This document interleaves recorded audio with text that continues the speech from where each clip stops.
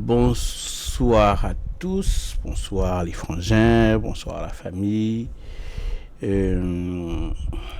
faisait longtemps que j'avais fait un tuto. Des tutos, et en général, c'était beaucoup plus un tuto photo. Cette fois, comme beaucoup le savent, j'ai décidé de laisser un peu la photographie, de me lancer dans la vidéo. Donc, sous le nom de Dr. Red, pour ceux qui savent déjà. Chelly Photo, c'est le photographe, Dr. Red, c'est le réalisateur. Donc, j'ai évolué au sein du label Akiba Prod, qui est un label gospel, qui a déjà produit un petit bon nombre d'artistes et tout. Voilà, en tout cas, vous pouvez voir sur les réseaux, Facebook, Instagram, TikTok et tout, YouTube aussi.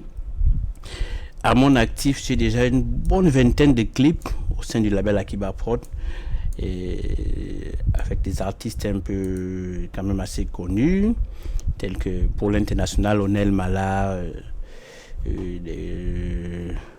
voilà, les covers avec Sandra Mbouyi et tout. National, Maris Dessillon, et les artistes Akiba Pro, Jeremy Chikaya, Jeminam Perry, Daniela Sondor, voilà, Alexandra Pambou, la gagnante Akiba Talent, Florida, voilà, aussi, qui est aussi une des deuxième prix Akiba Talent, qui est en featuring avec Anelbi. Et bien sûr, nous avons aussi d'autres doyens du côté national, comme Paul Zita, Arnaud Zama, Bienvenue Moussonda, et Bénédicte Ouara, voilà aussi. Donc c'est tout ça là, une vingtaine. Usla Sagesse Z. Là, ça c'est là maintenant, c'est une vidéo de Jess Asonji. Voilà, j'y arrive. Jess Asonji qui est sortie récemment là, une de nos toute dernière signature, voilà. Ah oui, j'ai aussi oublié le clip de mon artiste, Ravi. Et Ravi aussi, voilà. Et donc, c'est un peu ça. Bon, tout à l'heure, j'ai posté l'avant-après d'étalonnage de ce clip. Et puis, bon, j'ai deux personnes qui m'ont demandé. Déjà, deux personnes, David et Chanel Mihindou, qui m'ont demandé, bon, voilà. Mais ça, tu vas vous donner la lutte parce qu'il faut que je vous donne le procédé. Comment j'ai fait pour arriver à ce rendu. Déjà, j'étais principalement en Sony A7R5. Oui, c'est vrai, c'est un boîtier orienté vidéo, mais il faut aussi bien c'est un boîtier orienté photo, mais il faut aussi très bien de la vidéo. Donc, c'est ça que j'ai utilisé principalement en 4.2.0 bits, si je ne me trompe pas, 4K, voilà. Ok, maintenant bon, j'ai fait le montage, les cuts sur Premiere Pro et que j'ai envoyé via le XML sur DaVinci Resolve déjà pour l'étalonnage. Je peux faire étalonner sur DaVinci Resolve. Donc l'espace colorimétrique, voilà, c'est voilà, DaVinci YRGB, DaVinci White Gamut intermédiate. Reg 709 Gamma 2.2. Je ne sais plus trop pourquoi c'est en 2.2, mais en général, c'est souvent 2.4. Bon, là, j'étais en 2.2. Bon, voilà. C'est ça. Caméra RAW. Bon, ça, c'est vrai que c'est important, mais bon, ça, c'est quand c'est un peu plus poussé, qu'on va vous expliquer, qu'on vous expliquera et tout. Voilà. Donc, j'utilise pour ça, j'ai un plan d'effet en haut qui a une partie de l'étalonnage. J'ai les différents plans qui ont chacun une partie de l'étalonnage et j'ai aussi toute la timeline qui a un étalonnage assez global. Ok, donc on va aller d'abord sur la timeline globale. Voilà, voici l'arbre de nœuds que j'ai utilisé. Je pourrais créer un power grid pour ceux qui en ont besoin. Je vais le désactiver. Voilà. CTRL D pour désactiver les nœuds et tout. Donc en gros, sans le power grid, sans cet arbre à nœuds, je reviens au log en S-Log3. Je reviens sur le log. Même si je vais sur les plans, on va voir les plans. Ça, c'est le plan d'effet, comme je vous disais tout à l'heure là, que j'avais un plan d'effet que j'ai mis au-dessus. Si je veux aussi le désactiver, voilà. Donc en gros, voici le log, S-Log3. principalement. J'ai juste fait sur chacun des plans, des corrections mineures. Voilà, sur la roue colorimétrique, des corrections mineures d'exposition. Voilà, d'exposition pour la plupart, pour essayer d'avoir la même exposition partout. Voilà, pour essayer d'avoir la même exposition un peu partout. Un peu partout, même sur les plans de nuit. Oui, j'ai fait l'exposition en log. Parce qu'au moins, si j'ai à peu près le même rendu, je me suis dit qu'après, ça va donner autre chose. Ça va donner pratiquement... J'aurais pu casser le corps sur l'étalonnage pour ajuster encore tous les plans, vous voyez. Donc, j'ai étalonné direct. J'ai fait la colorimétrie, les lumières, l'exposition. J'ai corrigé l'exposition sur les... Bon, ici, je n'ai rien corrigé parce que c'est comme à la prise. À la prise, j'avais déjà essayé de gérer via l'histogramme sur l'écran. Voilà. Maintenant, comment je fais pour essayer de bien gérer? Je vais d'abord en règle 709. C'est-à-dire que je laisse avoir les couleurs sur le boîtier et après j'ai fait l'exposition, les réglages, ISO, ouverture, vitesse. Et après je reviens sur le log, voilà, mais je vérifie bien d'être un peu légèrement surexposé, légèrement, pas beaucoup, voilà, et puis voilà. Donc sur les plans, c'est ça, il y en a qui n'ont pas besoin d'être corrigés. Ça, c'est là on était en studio, là le PMED qui était au cadre a fait un très bon travail, il n'y a plus besoin de corriger quoi que ce soit. Là c'était moi en journée. Voilà, en plein jour, il fait tant froid, le temps était bien froid. Ok, donc, après ça, donc, j'ai les basiques, genre l'exposition basique sur chaque nœud. Et après, il y a le plan d'effet que je vais réactiver. Normalement, le plan d'effet, lui, maintenant, c'était pour rattraper après avoir utilisé l'arbre à nœuds. Donc je vais le redésactiver alors et après donc je vais sur la timeline là, parce que la timeline elle agit directement sur l'ensemble, c'est de la timeline, donc ça agit sur tout globalement et ça donnait ça.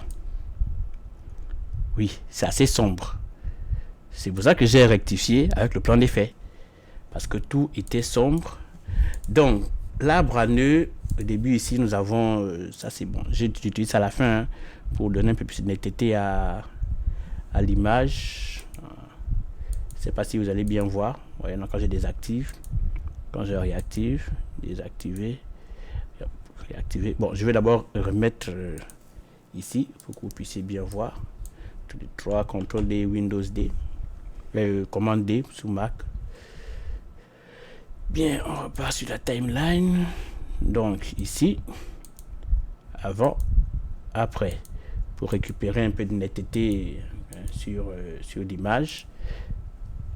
C'est là, ici, là.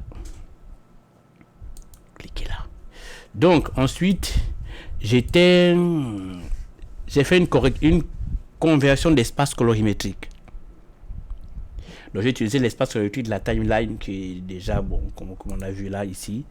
DaVinci Wide Gamut, qui est la colorimétrie, l'espace colorimétrique de la timeline, c'est DaVinci Wide Gamut vers DaVinci Intermediate. Ça c'est des cours, ça c'est des cours de colorimétrie et tout. Ça c'est peut-être une autre vidéo que je ferai pour vous expliquer pourquoi DaVinci Wide Gamut, DaVinci Intermediate, mais comprenez juste que c'est pour travailler dans l'espace colorimétrique du logiciel DaVinci Resolve. Voilà, c'est pour ça que on passe par là. Donc normalement tout ce qui est au milieu entre cet espace, cette conversion ici, ça c'est l'entrée, ça c'est la sortie. Vous voyez que là, l'espace source, c'est la timeline de DaVinci Resolve. On passe par DaVinci Resolve, DaVinci Intermediate, on ressort ici. Normalement, on doit sortir ici vers le Rec 709, ici. Parce que si on continue, vous allez vous rendre compte que sur ce nœud-là, où j'ai appliqué un DNSER, ça sort sur le Rec 709. Alors qu'ici, je ne sors pas en Rec 709. Vous allez peut-être me demander pourquoi. Tout simplement parce que la lutte que j'ai appliquée ici, elle convertit déjà le log vers le rect 709. Elle donne déjà un look.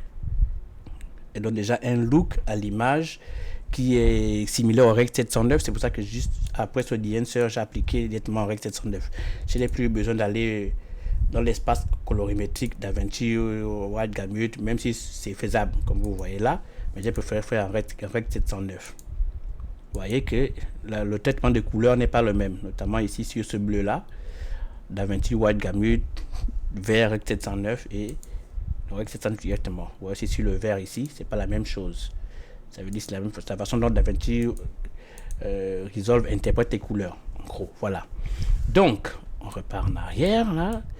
Nous avons donc l'espace colorimétrique, la timeline, DaVinci White Gamut. Tout ce qui est au milieu là se trouve dans l'espace colorimétrique DaVinci White Gamut, DaVinci intermédiate. Voilà.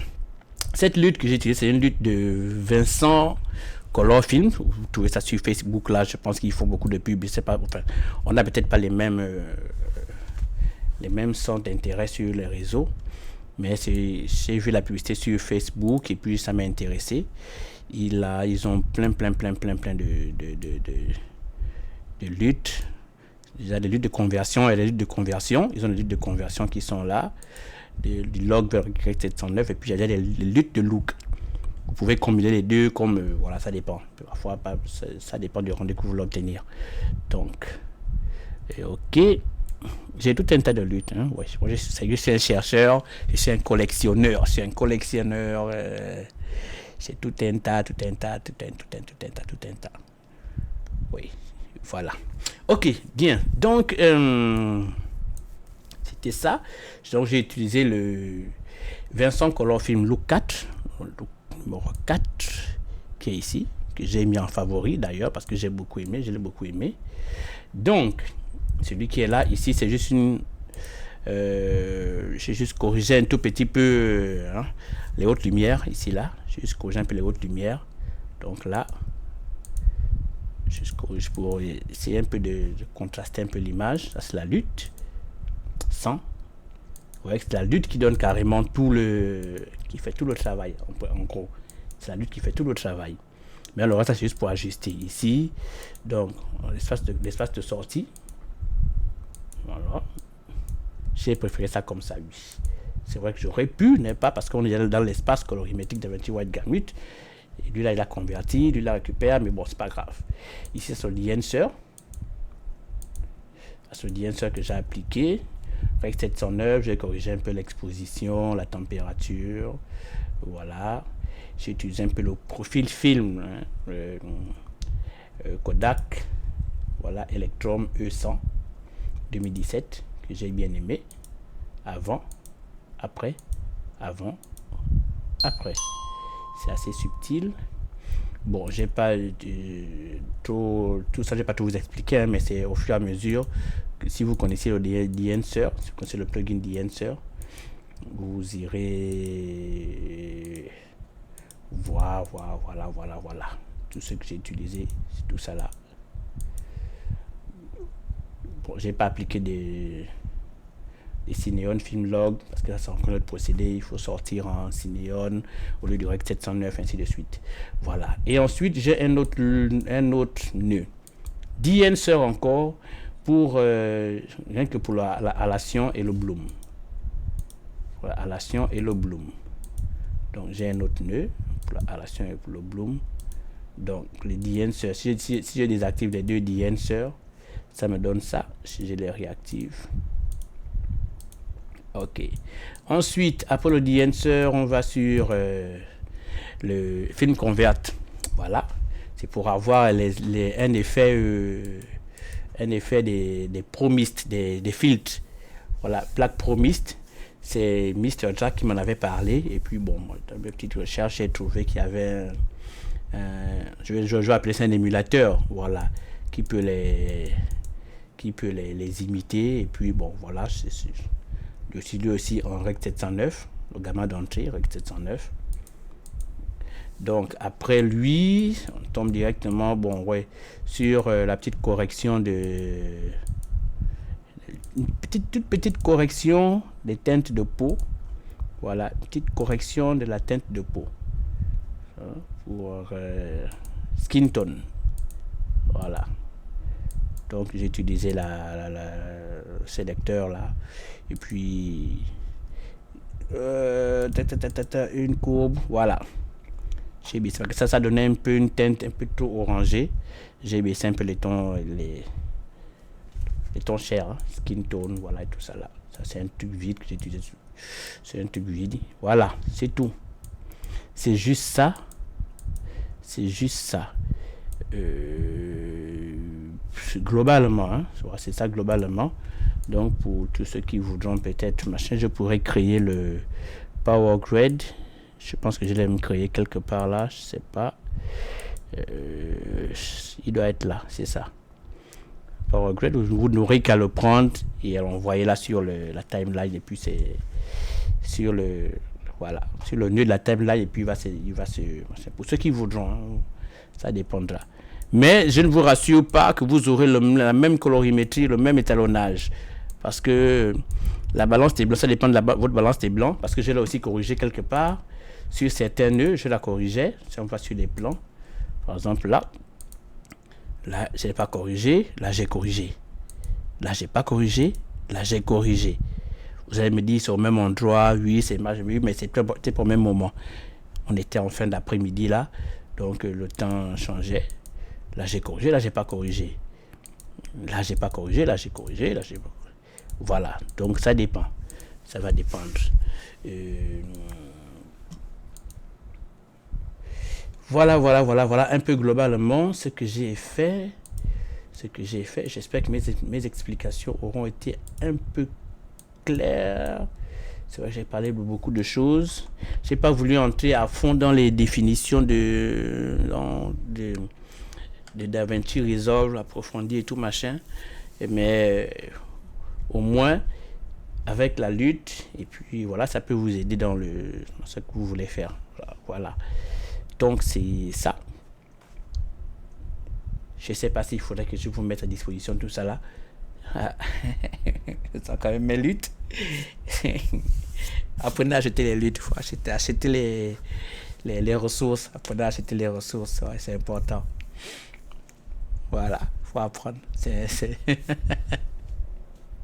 Donc, merci à ceux qui ont suivi et ceux qui ont peut-être compris. Je vais mettre le lien du clip dans la description. Et puis, voilà, c'était Dr. Red, qui est toujours Chelly Photo aussi, bien sûr, dans son premier tuto vidéo.